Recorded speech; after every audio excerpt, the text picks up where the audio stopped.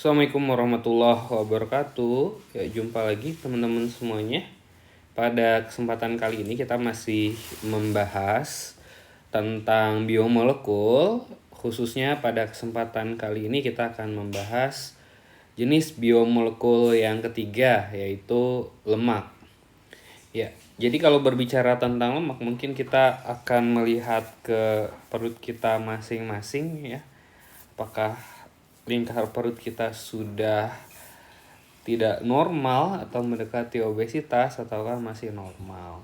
Nah, meningkatnya lingkar perut kita itu erat kaitannya dengan jenis biomolekul yang ketiga ini, yaitu lemak ya. Seperti apa sih karakteristik lemak, fungsi, susunan kimia, dan karakteristiknya? Mari kita pelajari sama-sama. Ya, jadi lemak itu juga dikenal dengan istilah lipid ya. Jadi lipid ini meliputi senyawa heterogen yang di dalamnya termasuk lemak ataupun minyak. Nah, khusus lemak atau minyak ya, ini terdiri dari dua jenis senyawa, yaitu ada gliserol dan ada asam lemak. Lalu berdasarkan sumbernya, lemak terbagi menjadi lemak hewani dan lemak nabati. Lemak hewani berarti yang bersumber dari hewan ya. Seperti ya kalau kita makan daging ada lapisan lemaknya, itu adalah lemak hewani. Sedangkan lemak nabati adalah lemak yang bersumber dari tumbuh-tumbuhan yang biasanya ditemukan pada biji ya. Lalu fungsi lemak ini sangat vital bagi tubuh makhluk hidup karena dia merupakan sumber cadangan energi, bisa berperan sebagai perlindungan ya untuk melindungi organ-organ tubuh kita. Lalu penyekatan atau isolasi panas dan lain-lain. Nah, sebenarnya untuk lemak sendiri itu bukan hanya minyak atau lemak yang kita temukan pada hewan ya. Tapi tadi untuk garis besarnya lemak ini terdiri dari dua komponen, yaitu fatty acid atau asam lemak dan ada glycerid ya atau gliserol. Nah, nanti untuk asam lemak terbagi lagi dan gliserida terbagi lagi. Lalu itu untuk yang umum yang sering kita jumpai sehari-hari. Nah, ada lemak atau lipid yang strukturnya agak spesial ya. Di sini tergolong ke dalam non-glycerid lipids yang berarti dia tidak memiliki komponen gliserida. Di sini ada wax, sphingolipids dan steroids ya. Dan ada kompleks lipid. Nah, ini contohnya adalah lipoprotein. Nah, mari kita coba bahas satu-satu ya dari jenis-jenis lipid atau lemak ini. Nah, ini gambaran lebih jelasnya ya terkait dengan struktur kimianya. Jadi kalau yang biasa kita sebut dengan lemak itu bisa kita kategorikan ke dalam trigliserida ya. Kenapa disebut trigliserida? Karena dia terdiri dari 3 komponen asam lemak. Ini ada 1, 2, 3 dan 1 molekul gliserol. Ya, atau biasa disebut dengan triasil gliserol. Yang mana asam lemak ini nanti terbagi menjadi saturated atau asam lemak jenuh dan unsaturated fatty acid atau asam lemak tidak jenuh. Nah, berikutnya ada fosfolipid. Nah, ini biasanya dijumpai pada membran sel dari makhluk hidup ya. Semua makhluk hidup pasti tersusun dari senyawa fosfolipid. Nah, kenapa disebut fosfolipid? Karena dia terdiri dari dua komponen. Yang pertama ada fosfo atau fosfat atau bagian kepalanya. Sedangkan ada bagian ekornya itu adalah lipidnya. Ya. Nah, berikutnya ada steroid. Nah, ini nanti akan kita bahas lebih detail ya pada bagian berikutnya. Nah, yang jelas untuk steroid ini biasanya dia menjadi komponen penyusun dari beberapa hormon-hormon yang ada di dalam tubuh manusia seperti testosteron, estrogen, kortison, vitamin D, dan lain-lain. Dan yang terakhir ada wax. Ini atau biasa kita sebut dengan lilin ya. Nah, secara alami lilin ini bisa kita temukan di tumbuh-tumbuhan, khususnya bagian permukaan daun ya. Lalu di telinga kita ya, pada rongga telinga, dan dapat juga ditemukan di sarang lebah ya.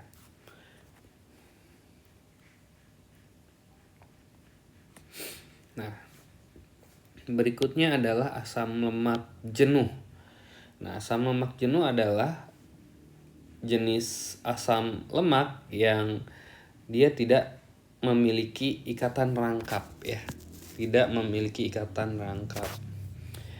Nah, biasanya untuk asam lemak jenuh ini biasa ditemukan di hewan dan apabila di suhu ruangan cenderung berbentuk padatan. Nah, berikutnya asam lemak tak jenuh ini biasa ditemukan di tumbuhan. Berbeda dengan asam lemak jenuh sebelumnya, untuk asam lemak tak jenuh dia memiliki ikatan rangkap. Sehingga berbeda dengan asam lemak jenuh tadi dia lurus, sedangkan asam lemak tak jenuh dia akan memiliki struktur yang berbelok dan memiliki bentuk cair apabila di suhu ruang dan biasa ditemukan di tumbuh-tumbuhan. Nah, trigliserida tadi, asam lemak akan membentuk molekul trigliserida ya apabila terdiri dari satu molekul gliserol berikatan dengan 3 molekul asam lemak. Dan trigliserida ini adalah senyawa dasar yang biasa ditemukan pada baik itu tumbuhan ataupun hewan ya, yang lemak yang biasa kita temukan pada hewan ataupun tumbuhan. Berikutnya ada fosfolipid. Nah, untuk fosfolipid ini biasa ditemukan di membran sel. Nah, secara struktur dia terdiri dari ekor yang terbentuk dari asam lemak ya, atau fatty acid. Nah, bagian kepalanya atau pengikatnya itu bukan gliserol, melainkan di sini bagian kepalanya dia tersusun dari senyawa fosfat. Ya. Jadi satu kepala fosfat yang berikatan dengan 2 molekul asam lemak. Nah, bagian kepala yang tersusun dari senyawa fosfat ini dia bersifat hidrofilik. Hidrofilik itu apa? Hidro itu air, filik itu suka, berarti hidrofilik suka air. Jadi senyawa hidrofilik atau fosfat ini dia bersifat polar, yang mana bisa berikatan ataupun bisa bersentuhan dengan air.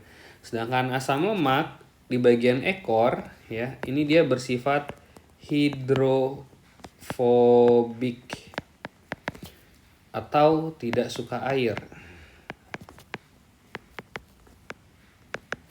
Nah, atau bisa disebut juga non-polar ya. Jadi dia tidak bisa berinteraksi ataupun berikatan dengan air. Nah, struktur hidrofilik dan hidrofobik pada fosfolipid ini menyebabkan ya, nanti fosfolipid ini akan terbentuk 2 lapis atau yang kita kenal dengan lipid bilayer. Nanti akan kita pelajari di materi sel ya. Sehingga akan menyusun kehidupan yang seperti sekarang ini. Nah, berikutnya ada steroid. Untuk steroid ini dia agak unik ya, karena turunan lemak tetapi dia tidak memiliki asam lemak ya. Dan biasanya tersusun atas 4 cincin karbon. Di sini bisa kita lihat di gambar ya. 1, 2, 3, 4 ya. Terbentuk dari 4 cincin karbon. Karena dia tidak memiliki gugus asam lemak, maka secara sifat kimiawinya ya, steroid ini juga agak sedikit berbeda dengan lemak pada umumnya. Biasanya steroid ditemukan pada hormon-hormon seperti estrogen, progesteron, dan testosteron.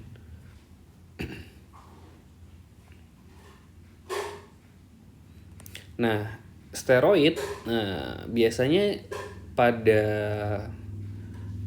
kelompok orang yang suka gym ya ataupun membentuk tubuh ya, itu sering digunakan untuk mengenhance atau meningkatkan massa otot.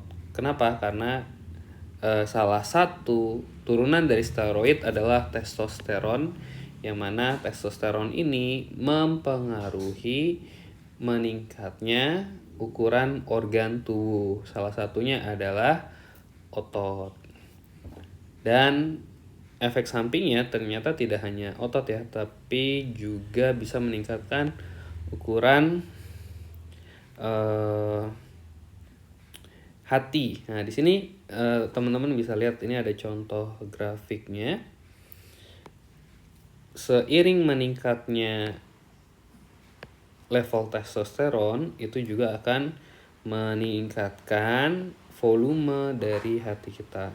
Nah, kira-kira apa nih dampak dari meningkatnya ukuran hati?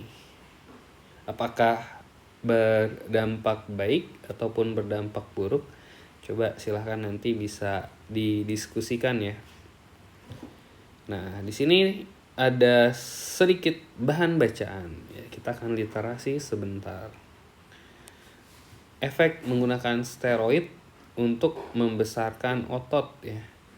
Jadi memiliki tubuh berotot bisa memunculkan rasa bangga dan percaya diri, terutama bagi laki-laki dan orang-orang yang suka menggeluti dunia olahraga. Tapi seringkali orang ingin mendapatkan hasil yang cepat, sehingga mengambil jalan pintas dengan menggunakan steroid untuk membangun otot. Nah, apakah menggunakan steroid untuk membesarkan otot itu baik? Apa itu steroid? Ya, steroid sebenarnya suatu bahan yang diproduksi secara alami dalam tubuh. Ada banyak jenis steroid yang diproduksi di tubuh dan masing-masing memiliki fungsi sendiri. Contohnya ada kolesterol, testosteron. Selain steroid alami, ternyata ada juga steroid yang bisa dibuat atau steroid sintetis. Steroid buatan sering dipakai sebagai obat anti peradangan. Obat ini biasa digunakan untuk menyembuhkan penyakit seperti asma, irritable bowel syndrome, eksim, artritis, dan masih banyak lagi. Steroid jenis ini dapat mengurangi peradangan dan mengurangi aktivitas sistem kekebalan tubuh, sehingga berguna untuk menyembuhkan penyakit. Nah, steroid yang sering digunakan untuk membesarkan otot adalah steroid anabolik. Steroid ini merupakan bahan sintetis yang mirip dengan hormon seks pada pria, yaitu testosteron. Karenanya, pengguna steroid ini bisa menyebabkan ciri karakteristik pria muncul, seperti janggut, kumis, dan mendukung perkembangan otot dan tulang. Karena manfaatnya tersebut, steroid anabolik sintetis digunakan secara medis untuk merangsang pubertas pada pria dan untuk menghambat kehilangan otot pada penderita AIDS dan kanker. Namun, steroid anabolik sintetis juga sering digunakan secara ilegal untuk membesarkan otot, terutama di kalangan atlet. Steroid untuk membesarkan otot apakah aman? Penggunaan steroid untuk membesarkan otot sebenarnya sudah dilarang. Para pengguna steroid tersebut akan menggunakan dengan dosis 10-100 kali lebih besar dari dosis medis. Tentu ini merupakan jumlah yang sangat besar, padahal steroid bisa membahayakan kesehatan. Steroid anabolik dapat membuat protein tersedia lebih banyak dalam otot, sehingga memungkinkan otot terbentuk lebih besar. Tapi sebenarnya steroid alami dalam tubuh yang mengatur pembesaran otot, yaitu testosteron, membatasi seberapa besar otot bisa terbentuk. Ya. Nah, ini bisa dibaca juga penanggulangan atau beban mana yang efektif membentuk otot. Pada dasarnya, steroid anabolik mempunyai struktur dan fungsi yang sama dengan testosteron.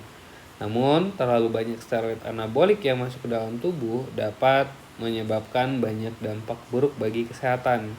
Beberapa dampak yang bisa ditimbulkan adalah jerawat, tekanan darah tinggi, kadar kolesterol tinggi, meningkatkan risiko penyakit hati dan kanker hati, kulit menguning, dan kebotakan. Tak hanya itu, pria yang sering menggunakan steroid anabolik juga bisa mengalami disfungsi ereksi, testis mengerut, payudara membesar, bahkan tidak subur. Tambahan steroid yang masuk ke dalam tubuh bisa menyebabkan ketidakseimbangan hormon, sehingga tubuh tidak bisa berfungsi seperti biasa dan mengganggu kesehatan Anda. Jika Anda ingin membesarkan otot, sebaiknya menggunakan cara-cara alami, bukan cara instan seperti menggunakan steroid ini. Perbanyak latihan ketahanan otot, serta mengkonsumsi lebih banyak makanan sumber protein. Sebenarnya sudah cukup membuat otot Anda berkembang lebih besar. Yang terpenting adalah lakukan hal tersebut dengan rutin. Ya, jadi terjawab ya tadi, apakah steroid itu aman untuk digunakan ataukah tidak. Oke, berikutnya ada turunan dari lipid yang terakhir, wax atau lilin ya. Nah, di sini bisa teman-teman lihat ada gambar daun talas yang disiram air. Nah, itu dia bisa nggak kebasahan ya daun talasnya ya. Karena apa? Karena di bagian permukaan daun talas ini itu terdapat senyawa lilin. Ya. Nah, secara struktur kimia, wax atau lilin itu adalah penggabungan asam lemak ya. Jadi ada senyawa asam lemaknya nih. Digabung dengan alkohol yang memiliki rantai yang panjang. Ya, pada tumbuhan ini bisa difungsikan untuk melindungi bagian tumbuhan terhadap air dan biasa tidak bisa berfungsi sebagai bahan makanan ya, seperti lemak atau lipid yang lainnya. Oke, jadi itu untuk pembahasan tentang lemak atau lipid ya, mudah-mudahan bisa dipahami. Ya, kalau ada pertanyaan silahkan bisa tuliskan di kolom komentar. Nah, berikutnya akan kita bahas tentang nukleat ya, asam nukleat. Tapi cukup dulu untuk pembahasan kali ini. Sampai jumpa di kesempatan berikutnya. Assalamualaikum warahmatullahi wabarakatuh.